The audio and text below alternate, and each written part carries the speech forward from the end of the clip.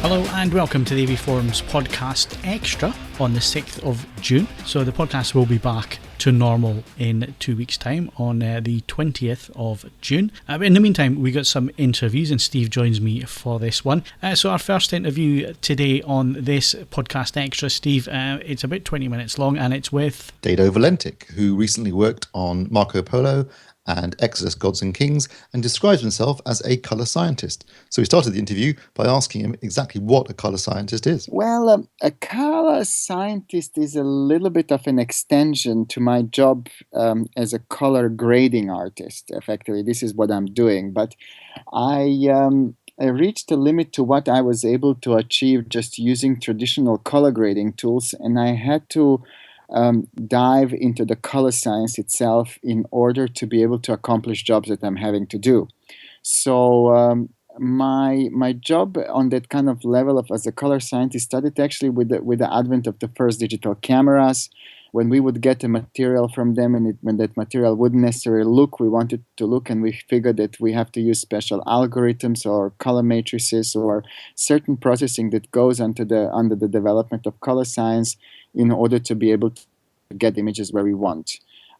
Also, another reason why I'm being hired more and more as a color scientist is that what I do is that I develop workflows for feature films and TV series where color decisions get made already in pre-production and production process and throughout the post-production, so that by the time the project comes to me to the final stage of color grading, we're not just starting from zero and inventing color then, but we have been working with a fixed color format all the way through. We call it a color managed workflow.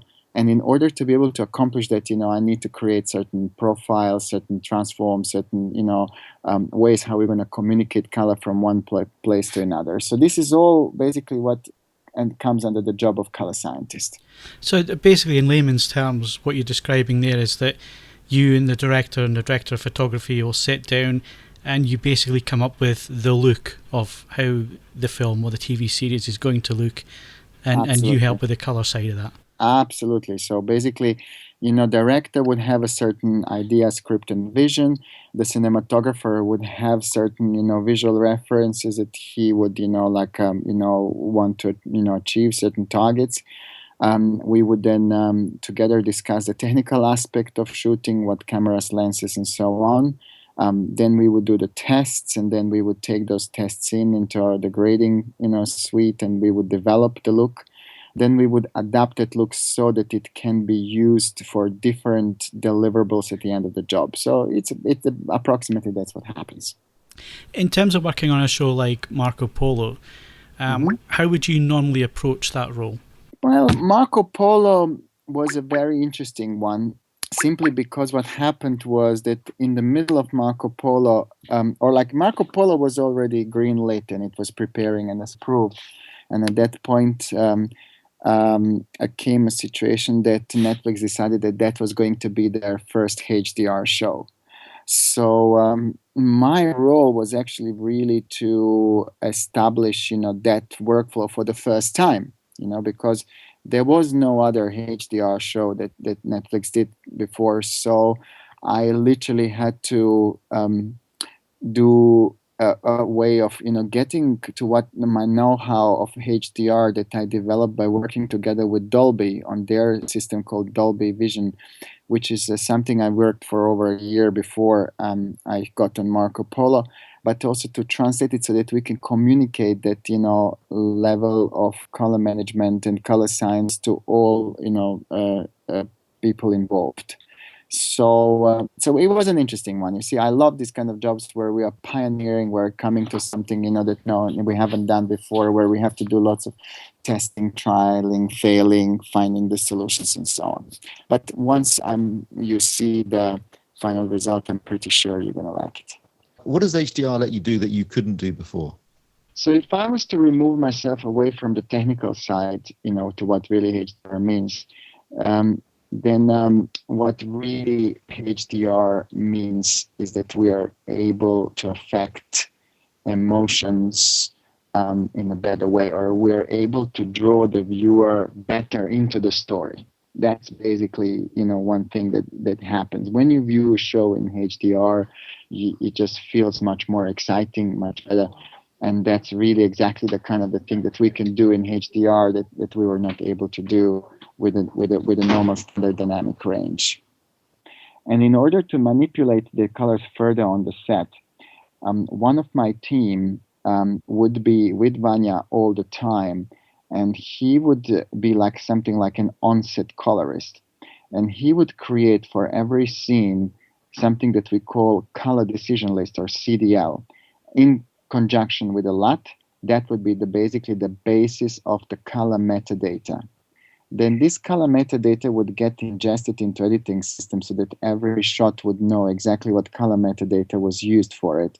So, and also the look itself would get baked into that material. So the director and the producers, Harvey Weinstein was the producer on this one, were able to see exact material that Vanya saw on his monitor. They were able to watch it on their iPads or their computers in LA.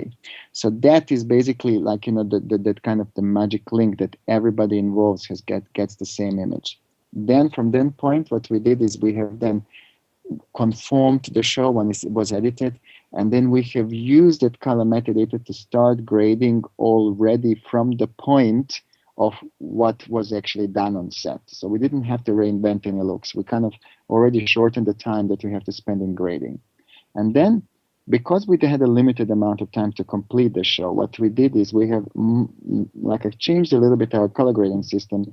So what we can do now is we can color grade in HDR, and in parallel, we can create an SDR version of it. So that way we were able to grade at the same time that was given to us to, originally to grade the show, but we were able to do two masters at the same time because of that. So we would literally use the HDR master as our, main look, and then we would create, a transform or help like a little bit with secondaries to create the SDR version. Obviously, HDR is an important feature nowadays, but why is it only now that we are starting to see HDR being used for TV and film production? Well, we have had, the dynamic range and the color gamut, the wide color gamut that HDR is giving in digital cameras for a while now. The digital cameras were able to do it for quite a few years, and we're happily doing so. What we didn't have is a way of, first of all, how consumers at home would be able to see this quality of images, and second, how would we be able to deliver those images to them. So what's changed now suddenly is that infrastructure exists. Number one, the television screens, that can display images of this quality, and there is already a standard for it exists. So that's amazing. Like that the TV manufacturers can get all their know-how in making better images into those TV screens, and they can create TV screens that can display HDR images. The second thing that happened is that mainly thanks to the internet, that we have now a driving force, in terms of Netflix and Amazon, that is able to deliver HDR images to the viewers. And then if we bring into that now, like the new Blu-ray standard, that is giving us, HDR on disc, then we have the whole infrastructure closed. So hence the excitement that we can now finally start, mastering and delivering images in HDR. So when you're color grading for HDR, are you using 1,000 nits or 4,000 nits, and what level are you using and why? I'm using 1,000 nits. I have used in Marco Polo 4,000 nits, but we have already switched it back to 1,000. So that is basically the maximum I go. And also I'm using one of the, I have a reference monitor, that cost about £25,000, for that. But also now we're using a Panasonic screen, the DX902, the 65-inch. And simply for the reason that we want to see what the consumer at the end is really going to see. What is that image that they're going to get at the end? And we're very happy with the results. You mentioned color quite a lot, and obviously everyone talks about HDR and talks about things like brightness and peak brightness, but one of the aspects that often gets overlooked is the color aspect of HDR. Can you just explain how color works within HDR and what color space you're using on a show like Marco Polo, for example? Okay, so actually Marco Polo is finished in three different color spaces. Okay. But I'm really glad you bring this up because everybody gets excited about this brightness, but we don't really even want to use that brightness too much because there's no point in us making images look so bright that people's eyes will pop. We are really more interested about getting images look more pleasing, more natural, and the combination of brightness and wider color gamut is really what's important. So we started using a term which we call a color volume, because a wider color gamut and increased brightness together combined create something which we call a color volume. And that color volume is really important. Now, it's also color volume means that now we are changing the way how we're doing our maths in terms of the translation from one format into another, because we're not just reducing the gamut of the color, we're reducing the volume of the color as well. So the standard for UHD Premium is actually called the Rec 2020, and that is by far the largest color gamut available, and also combined with 1000 it's the largest color volume. So this standard has by far more color than what we actually really want. So we're not even concerned whether we will be able to use the full gamut or not, because we're just not limited in what gamut we're going to use. But usually we have too much color in Rec 2020. Then Marco Polo was mastered for Dolby Vision as well, and Dolby Vision decided that they were not going to use Rec 2020 but something called P3, which is an identical standard to the cinema standard, with the difference that Dolby Vision's P3 has got a different white point. So it's using instead of 5,900 Kelvin, 6,500 Kelvin. And then also for the SDR version, we have reduced that gamut one more time to the Rec 709. Now, in order to be able to accomplish this, you have to understand there are no tools out there. There is no button we can press in our color grading systems that will say, oh, change color space in such a way or such a way. So I had to go and develop my own algorithms that will allow me to translate from one format to another in more a pleasing way, or more like a perceptual way rather than mathematically correct way. So by doing these different versions, are you actually grading 3 times, or are you grading once and then using your algorithm to do the 709 version, for example? Correct. So what I'm doing is I'm using one grade that is giving me both versions, the 2020 and the Rec 709 version, and then we are at the end translating to P3 version. We're doing just a pass, so to say, on the P3. So in order to master for Dolby, we take our grade, we did in 2020, and we remastered that in P3 and in the Rec 709 for Dolby Vision. Now, you've mentioned Dolby Vision a couple of times. There's actually 2 ways of delivering HDR at home at the moment. That's HDR10 and Dolby Vision. Do you have any preference over the delivery system? Well, I must say though, Dolby Vision is rock solid, in terms of what it promises to do, and in terms of how integrated the whole system is, from mastering and to how smartly it recognizes the what screen it has and adapts itself to the screen. So it's a very good system. But you have to understand the HD10 is actually, it is Dolby development, so the PQ curve and everything that's in Dolby Vision is just license free given to SMPTE standard, to be created the HD10.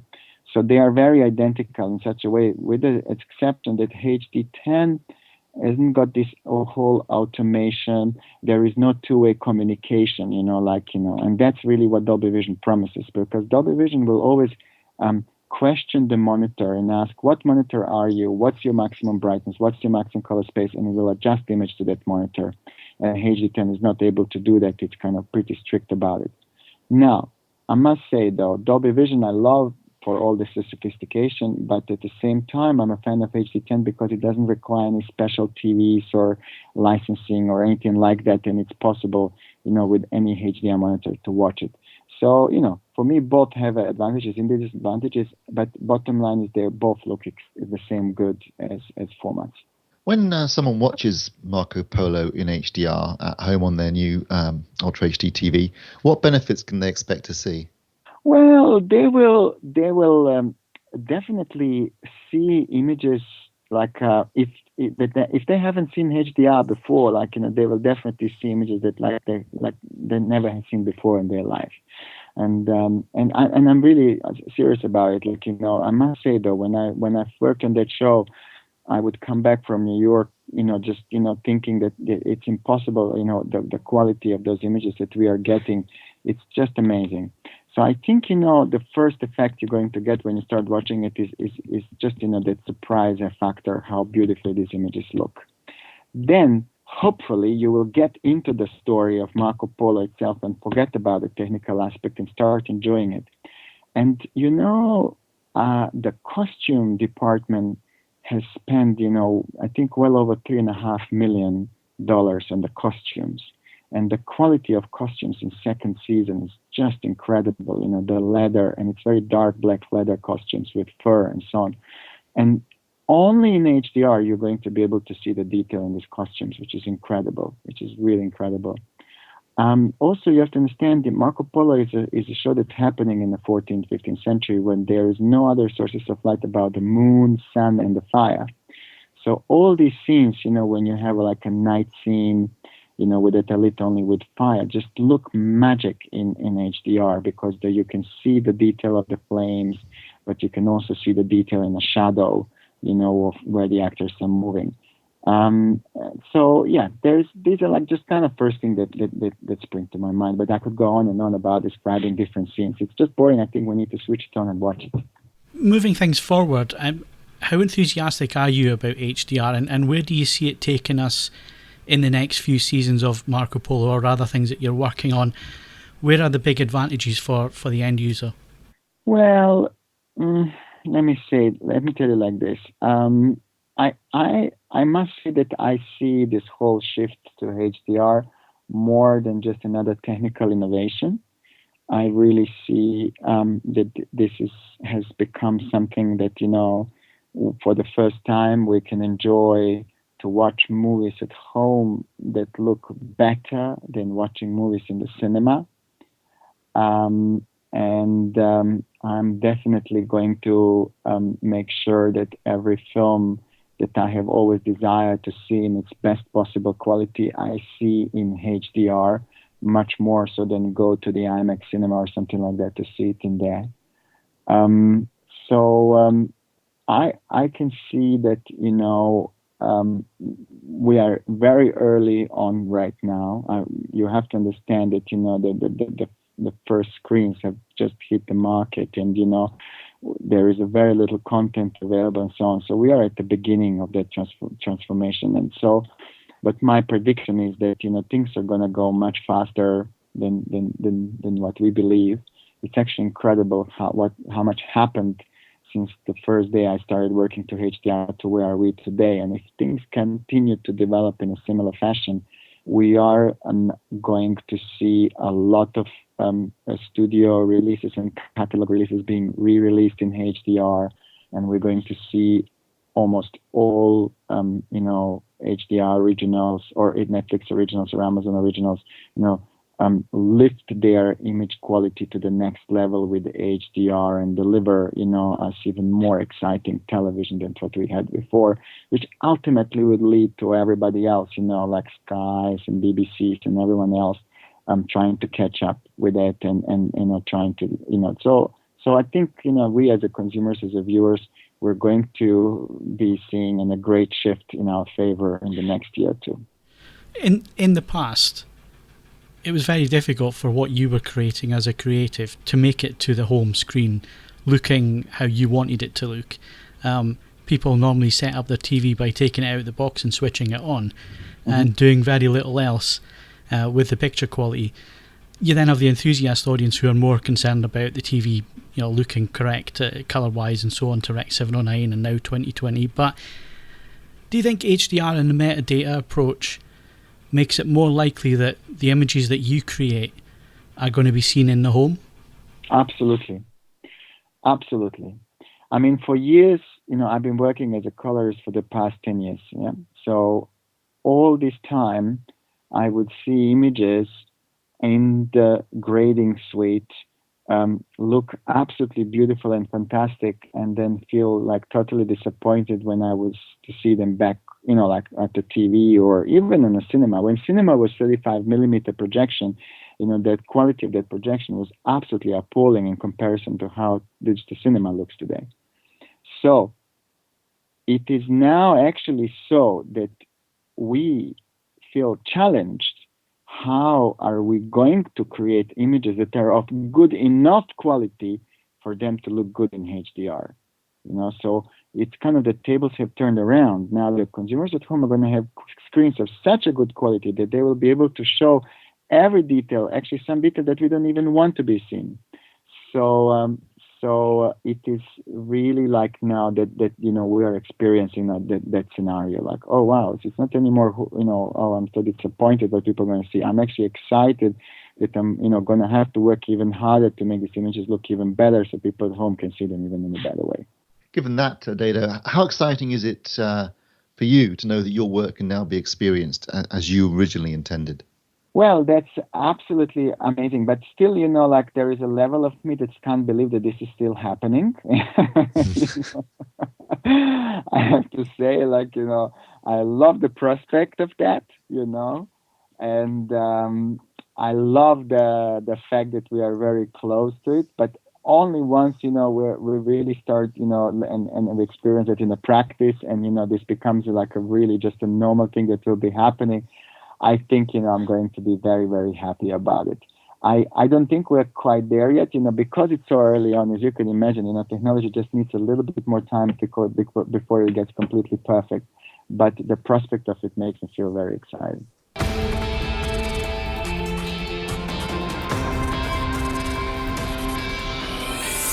So our thanks to Dado for the interview, and our next podcast extra is on the 13th of June, next Monday. So please join us for that. And Steve, who's the guest on our second extra? Our next guest is Stephen Auld, who comes from Dolby, and he'll be talking all about Dolby Vision. So join us for that, and thanks very much for listening.